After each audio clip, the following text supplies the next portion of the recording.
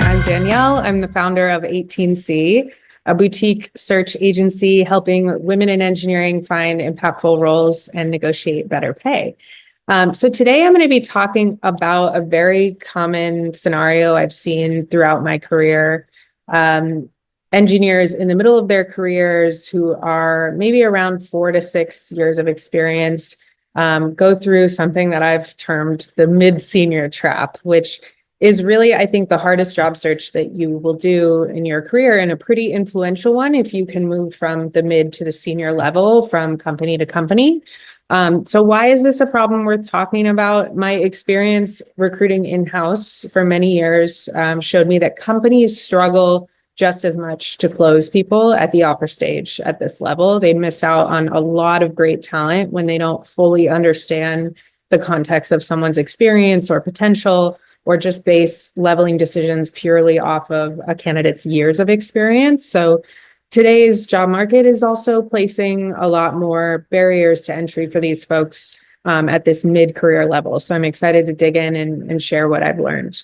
I'll quickly flash today's agenda. I'll cover a little bit about 18C, jump into our topics on role scoping, selling yourself, and then the level and comp convo, which I think will be the meatier part of this presentation.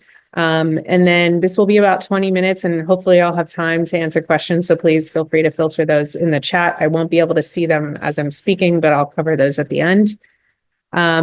A little about me. So I've been in recruiting for about 12 years, tons of different startups and larger tech companies, from 2 people all the way to 5,000 people.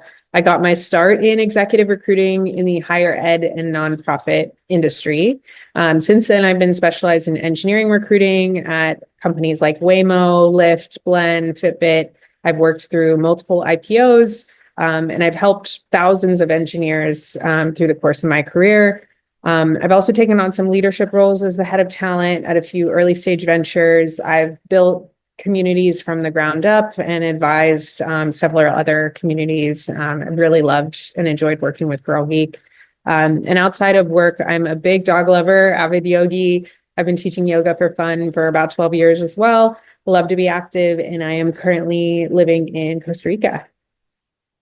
So circling back to today's focus, the mid-senior trap. Why do I call it this? This is a common scenario I see when chatting with candidates between 4 to 6 years of experience, or about 3 to 7. I often hear those folks say, I don't know what level I am. I'm just going to interview and see what I get, which I think often results in poor outcomes or confusing offer situations where you might need to make a hard decision between money and opportunity. So today we're going to talk about strategies for mapping your experience to startup scope, selling your experience as an engineer, which is a popular conversation, I think, today and in general, and how and when to approach the level and comp combos. And I'll use an example just for the ease of today's conversation, and then we can cover kind of general tips later on. So jumping in, today we want to answer the question, how do I know what roles I'm qualified for, in order to give you a framework to determine what types of startup roles your experience would translate well to. So starting with this example, how do I up-level myself in this search? I'm a mid-level engineer at a FANG company, and I'll use FANG as an example because most of us know what that level entails. You could also swap these and say you want to go from a startup engineer at a newly public company to a company like Airbnb. So let's say you have 5 years experience as a level 4 engineer at a FANG company. You're thinking about a job search. You know you really want to get to senior so you can have more ownership. And in the past, maybe you've been a junior SWE at a smaller startup, and maybe you have some internship experience somewhere else. So you've worked at a few places and kind of garnished those skills. Your senior peers land big roles with no senior experience, but you're not getting responses from these companies. And this is really confusing. You're thinking, how do these engineers get those roles with different experience levels? Am I qualified to make a move like that? And how do I determine that? So I think the key to making this transition is finding the role that has the right amount of scope and challenge for the unique place that you are at in your career today. And I'll kind of change this into the lens of, how does a recruiter look at this problem set? So there's often a sea of other candidates looking for this role, right? Some of them will have the same experience as you on paper. Some of them won't. A recruiter's job at this early stage is to figure out how you map to the role that they have available. So they're going to present several candidates with different titles. Some of these titles have the same responsibility at different companies. So in some cases, a junior engineer might be doing the same work as a mid-level FANG engineer, or a senior SWE might be taking on tech lead scope. So recruiters are screening you out at this stage to figure out if you have what they need. They'll ask you about what projects you owned and how your team was structured to figure out if you are qualified for the most basic functions. So I often hear candidates say like, oh, wow, I just got off that recruiter screen and they didn't ask me any questions about my technical experience. It was all about the company where I worked, how big was the team. And the reason they're doing this is to figure out your scope, your responsibility level within the context of that organization to see if it maps to the responsibility level at theirs. So I often think about this in terms of, if you are working at a FANG company, can you map the responsibilities within that individual team to the same level of scope at a small startup? So that's kind of the mindset that you want to be in. And in order to have the best shot at navigating level conversations early on, you want to ask questions around the structure of the target organization to truly understand how that role fits into the greater org. So another way to say this is you want to understand, how does this team function that you're interviewing with? So as you're going into these recruiter screens, some of the questions that you might ask the recruiter on that first call, again, you're interviewing them just as much as they're interviewing you. How many engineers are on the team? How is the work divided? What are the seniority levels of the people on the existing team? How quickly did this team grow? How many managers, et cetera, et cetera. And the goal here is really to understand for yourself if you are senior within the context of this org, so that you have something to stand on and they don't necessarily get to decide that for you. So once you have this information, you can kind of craft your answers around ownership so they map to the larger goals of that target business. And understanding high-level business ownership lines is really the key to unlocking some of these higher-level roles. And I would say that is the single most common thing that I see hiring managers take note of in interview feedback was, did this mid-level engineer understand the scope of the project they were working on, the results, and how it impacted the total business line? And that level of understanding is really what differentiates kind of more junior players from senior players, along with some other things. So here's an example of some of the questions that you can ask to help define your scope and create a pitch to sell yourself. So if they told you at this company, the senior engineers on the team were leading features and owning projects from concept to release, you want to ask yourself, did you own any features from 0 to 1? Did you own it from concept to release? How did your team grow over time? Did you mentor anyone on your team through that transition, even if they were an intern or a junior member? And these questions will likely be asked in the first interview to assess if you're a fit for that startup's needs. After you've gone through this exercise, you should have some really concrete bullet points. These points can start to help you narrow the right roles. And if you're looking to up level, I think a common way that I see people do that is for looking for roles that are in a similar product area at a smaller company. So for example, if you're going from a large hardware company to a slightly smaller one with maybe payments infrastructure embedded in the product, you have that experience, you can really perform at the senior level at a smaller place. We're going to talk more about why this is important in a second in terms of telling your story. But I think if you go through an exercise like this and you still feel confused about what your scope is, if you're senior or not, I would talk to senior folks at different sizes and stages at companies and figure out where the gaps are in your experience and take note of that as you're working through your process. Okay, now that you've determined what size and stage of business that you're looking for, you need to get really good at selling yourself. And I think the last presentation talked a little bit about this as well. As a fellow introvert, I really identify with that a lot. But when coming up with a good personal sell, I really love this imagery because it builds our experiences on top of one another. Oftentimes when people ask us to tell us about ourselves, we start from college and move forward, right? And you can kind of think about it this way, but I like to think of your scope as really the foundation and the core selling point, which we just dug into. So we'll take the bullets that we worked through in that last section and kind of explain why you are a perfect fit for this new opportunity. So starting from the bottom, you might say, most recently, I was an engineer at a FANG company. Our org had 100 engineers. I sat in the money org on a team of 6, helping with the redesign of our payments infrastructure. Our team was responsible for pushing all ads revenue. I'm crossing products here a little bit. And we helped bring in X amount of revenue and grew X amount quarter over quarter. In terms of growth, I started when the team was just 2 engineers and grew to 6. I was mentoring 2 of the new team members, and now I'm ready to lead a larger group at a smaller company and make a bigger impact. So the top of this pyramid should always be about where you are going next. That last sentence in your statement should really emphasize your excitement about taking on a new challenge at a smaller place, and really up-leveling yourself in this search. And after you've mapped out this pyramid, again, this is really the story of you. So you're showing how your experience has led you to this point.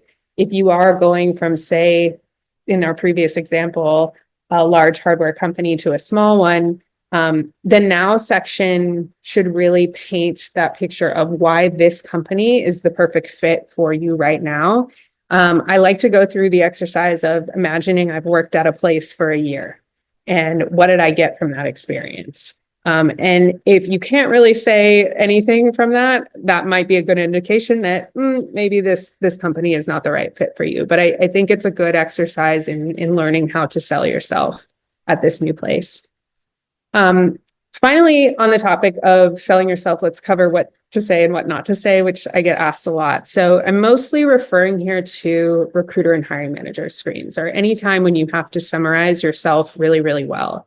What should you include in your pitch? So you want to spend more time on what your responsibilities were, the context of your role in the greater team and organization, like size and the responsibilities of the team, and any significant achievements at the business level. So an increase in revenue, a major product launch, any promotions, significant projects, or how you approached blockers and solved problems. That will come up probably in several interviews. I would spend less time on explaining what the product is, how it works, what the feature is, or why the problem you worked on is hard. Usually at this level and this stage in the conversations, the team is already going to have a sense of the company. They've already done that research. And this is maybe the most common mistake that I see from people at the junior and mid-level to senior is junior and mid-level folks tend to spend more time explaining what the product is instead of selling themselves. So I really want to remove that from my pitch and focus on what my responsibilities were and what I achieved. Okay, so now you've really nailed your pitch for your search. You're getting recruiter screens and you're going into these conversations. Depending on the goals that you set, you may not want to tell the company right away your non-negotiables, right? So maybe you're okay with a mid-level offer or a senior offer and you just want to wait till the end. Even if that's true, I would recommend defining all of these questions before you start your search. Know what your non-negotiables are and have this written down. As recruiters, our approach is really to convince you that this job is right for you, right? So you are going to be persuaded. You are going to have your mind changed. You're going to have your parents, your spouse, your friends, everyone giving you advice. So I really like to encourage people in my own coaching to set some of these goals early on. Some great questions are, is title or scope more important to you? Is your primary goal in this search to get to senior, or is it to join a great product or team? And you probably will have to decide between these 2 things at some point in your career or in this particular search is where it comes up the most. How would you level yourself is a really interesting one to ask. What do you think you need to learn to get to the next level, and what are you an expert at this point? All right. So once you've determined your personal goals, I would get ready to ask questions. So in the recruiter and hiring manager screens, if this does not come up in the first call, I would, in terms of your level and how important it is to you, I would think that that is a red flag. So as a recruiter, when I see someone in this experience level, I immediately want to know, what level do they want? Are they going after senior? Are they comfortable where they are? Other questions that you can ask early on are how they define levels, what are their performance review cycles, what's the philosophy on leveling at the company from the founder's perspective. And remember that the smaller the company, the less definition. So senior leaders may have a philosophy on this, but a recruiter might not know all the answers. So it's okay to ask multiple people. And don't be afraid to share your goals with the recruiter, right? So in general, I would let the company know you're interviewing for multiple roles, and that maybe you're only considering senior at this point. And they will tell you what's realistic. Really, they do want to help you get the role and find the best candidate for the position. So here's some ways to open up that conversation. I'm considering opportunities at multiple levels. Depending on the company stage, I'd love to understand how your company determines level. Or I'm only considering senior opportunities at this point, so I'd love to understand where I fit in at your company. Okay, so this is maybe the trickiest conversation to have. And in my coaching, I really dig into how to prepare your own targets so you can have those ready regardless of what the company is offering. But if I want to make sure that you don't waste your time with companies that can't pay you initially. So you really must have a minimum threshold, and you don't always have to tell the company right away what this target is, but at a minimum, you should have this defined for yourself. And you should consider the questions that you may be faced with if you have to decide between two offers. So some other questions to define your own goals might be, what's your minimum base target? How important is equity? Are you willing to part with base for more equity, which can be an excellent negotiation tool when you are between levels? And do you need a comp structure with bonus incentives? That will come into play, especially if you're interviewing with mid-sized to larger companies. And this first comp discussion is going to happen in the recruiter screen, and an experienced recruiter is going to spot that you are at this tier. So again, if they don't ask, you should bring it up. Your goal is to really learn as much as possible about how the company makes decisions before you make your first move in negotiation. So always be asking questions in this process. And you can practice this with a friend or a coach so you feel comfortable talking about comp if that's not an area that you know really well. And once you have these questions answered, you should have an idea if it's possible to meet your base salary goals within this company. Most companies will have some overlap between the mid and senior band. And if they don't, you want to make sure they can meet your expectations. There's obviously a lot of data online where you can spot check, but some companies do not have overlap and do have stricter limitations between levels. So you would want to know that early. And lastly, on comp, I think one of the biggest mistakes that I see is this transition from big tech to startups asking for direct conversion of public equity shares. It's really fine to talk about total comp in initial calls, but every company is going to have a different threshold for variables on their price per share and their total equity value over time. I really like to focus on base salary as the metric, and then talk about, your current equity structure and how that might impact the move. A better way to approach these conversations is really to use the info that you gather in these initial conversations around valuation, industry sector, to see if you're going to get the same return on investment for those shares. So there's a lot more strategy I can share here. I do negotiation coaching. I absolutely love doing it. I feel really lucky that I found something that I love to do that helps women feel more confident and financially secure. So I'm happy to talk to you more about that. You can check out my website. And I will answer maybe one or two questions if we have time. There are a lot. All right. Unfortunately, we're at time, but thank you Okay. for giving this talk. We now have Danielle's information, her website. Please talk to her about coaching. And I'll introduce our next speaker. Okay, thanks so much. Thank you.